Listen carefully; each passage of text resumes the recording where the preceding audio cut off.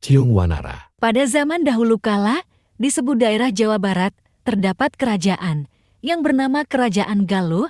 Kerajaan Galuh dipimpin oleh seorang raja yang bijaksana. Raja tersebut bernama Raden Barmawijaya Kusuma. Sang raja memiliki dua permaisuri.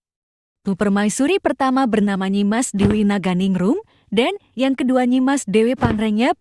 Dalam waktu bersamaan kedua permaisuri tersebut dalam keadaan mengandung.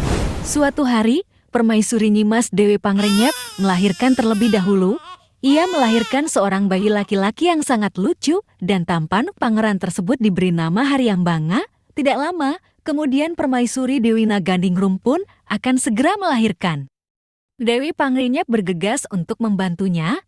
Akhirnya, Dewi Naganingrum melahirkan seorang bayi laki-laki yang tidak kalah lucu dan tampan dari kakaknya Haryambanga. Di balik kesediaannya menolong persalinan Dewi Naganingrum, ternyata Dewi Pangrenyep tidak menyukai Dewi Naganingrum menjadi pesaingnya karena ia ingin menguasai kerajaan dan menjadikan putranya sebagai raja kelak. Ia pun merencanakan niat jahatnya yang sudah ia susun agar sesuai dengan harapannya. Tanpa sepengetahuan siapapun, bayi laki-laki yang baru saja dilahirkan Dewi Naganingrum ditukar dengan seekor anak anjing.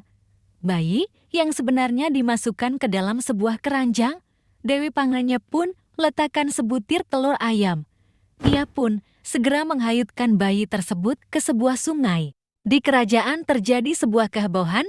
Kabar yang sangat mengejutkan menggemparkan seluruh isi istana dan rakyat mengetahui kenyataan ini menghancurkan harga dirinya sebagai raja.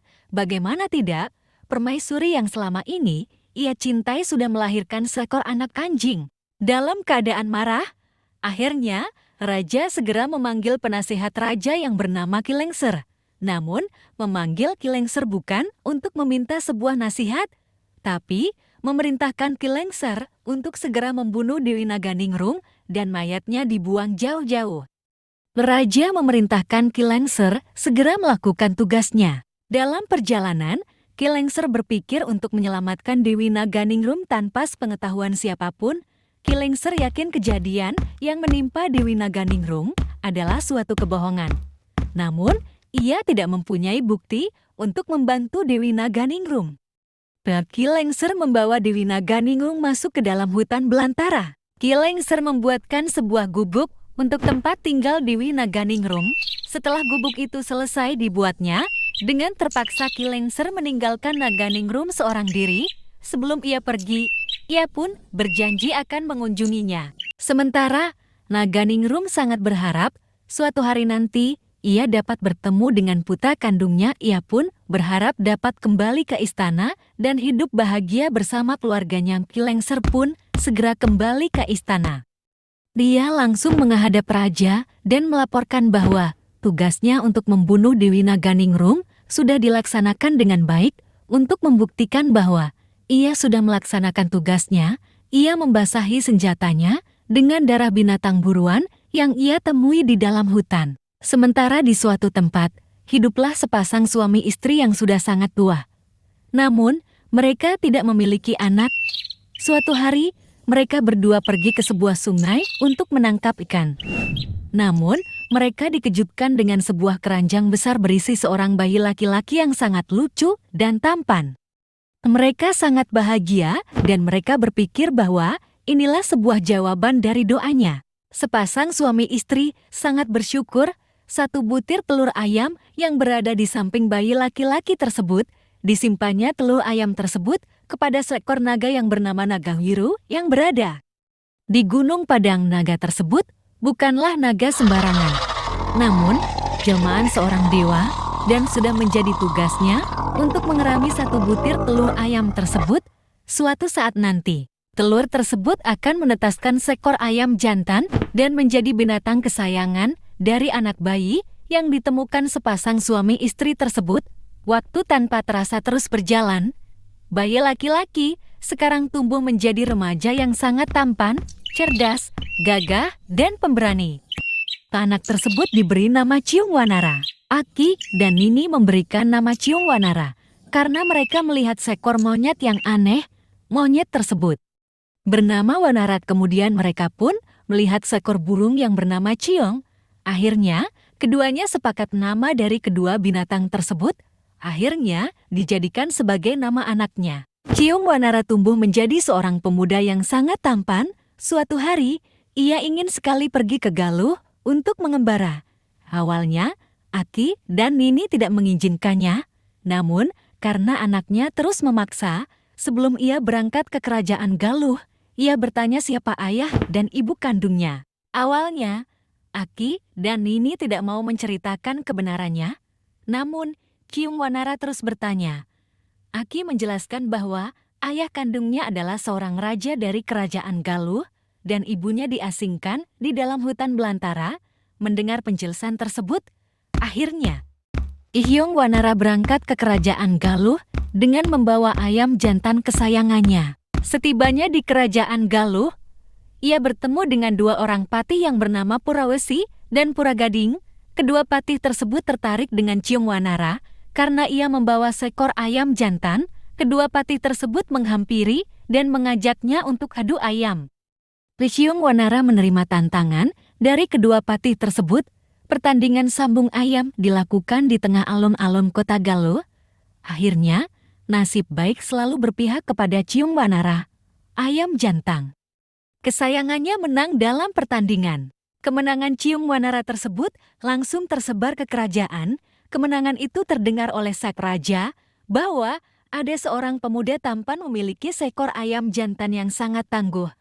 Akhirnya, takdir mempertemukan ayah dan anak yang sudah dipisahkan oleh perbuatan Dewi Pangrenyap. Ciung Wanara datang ke istana untuk bertemu dengan raja. Ia pun membuat kekacauan di depan istana.